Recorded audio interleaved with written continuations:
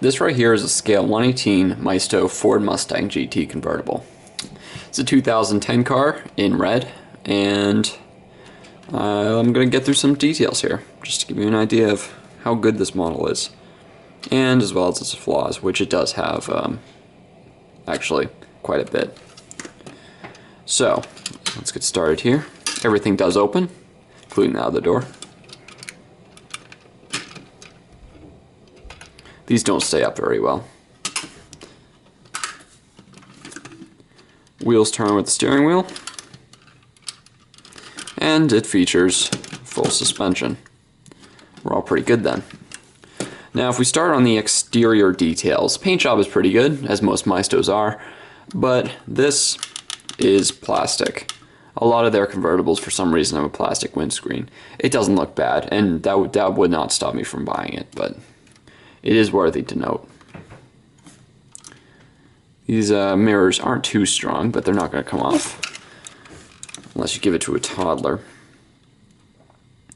Now this front grille here, I want to compare this to a Greenlight model here. Now the Greenlight I've seen is accurate in its size. Notice the height of this between here and here, and now compare it to the height of it of the Greenlight. It almost looks smaller on the Maisto. The lights are also much smaller. These are both scale 118s, and for some reason Maisto decided to forego some of the detail in the front. Not really sure why. So as far as the front grille goes, as well as the headlights, really it could use a little bit more accurate scaling. The grille back here, pretty good, kind of a typical Maisto. You can't go all the way through it, it's just one piece of plastic, but you know, what can you ask for?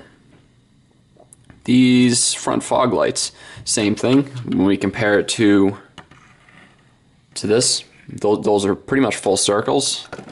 The Maistos, they're kind of cut off on the top. It has a flat top, so I don't know whether they were trying to just, you know, save space so they could fit that in there. I really don't know. I can't explain it. But on the plus side, it doesn't have a peg, and the headlight detail is pretty good. Inside, engine detail is excellent. This is probably one of the best Maistos that I've seen as far as engine goes. You see all those wires in there, the stabilizer bar, everything is raised. You can't see all the way down to the bottom, but then again you really can't see all the way down to the bottom in the Greenlight either. It has a warning label there. Just a very, very well done engine. Get from that angle. Quite well done. Continuing with a well done engine bay, Maisto did an excellent job designing the interior of this car. I mean, you can let's see if I can get that focused. You can see all the buttons are not only in the right place, but they're all labeled individually. Now the Greenlight also has all the buttons labeled in the same way. They look just about as realistic. And for a Maisto, this is not usually the case. You know, typically you find some of these buttons are missing dials or whatever. They even have the gear labeling on the gear shift, and that's really impressive. Good coloring, nice dash. You can see that the reflection in the sticker back here, but you know, it still looks realistic. Seats, pretty good because this is a convertible. It's nice and easy to see in there. No seat belt, of course. Same thing with the back. They did color in the red there. That's good. Not too bad.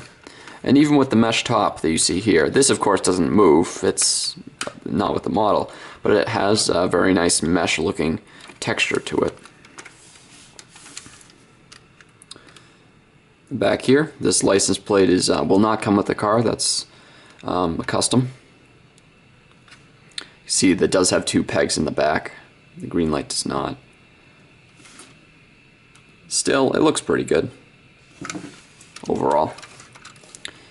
The rims look decent, although typical with Maisto, the disc doesn't move. whatever, it's barely noticeable. Another thing that I want to mention about the suspension of this car, you can see that the wheels are kind of bowing out a little bit, and it almost appears that the ride height is a bit too low. I mean, I guess if you want to, you know, lower your cars, that's cool. But you can see here's the Greenlight, and here's the Maisto. I can fit that straight through. The Maisto I really can't. It's bending down, and there's just very little space in between the well and the wheel.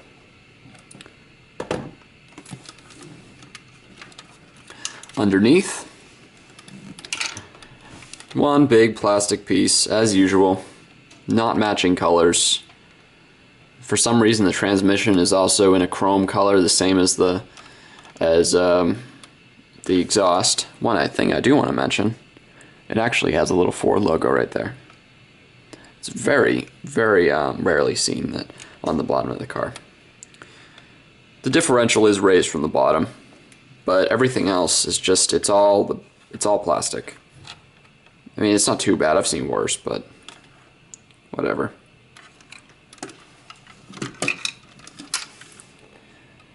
GT.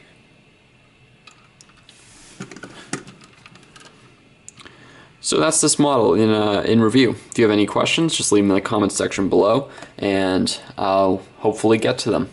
This model's pretty good. As far as the detail, it's just excellent overall. It's just these minor little issues where, you know, with the inaccurate sizing on the front, as well as, you know, the strange lowering of the suspension and the loose wheels, that really could use some work.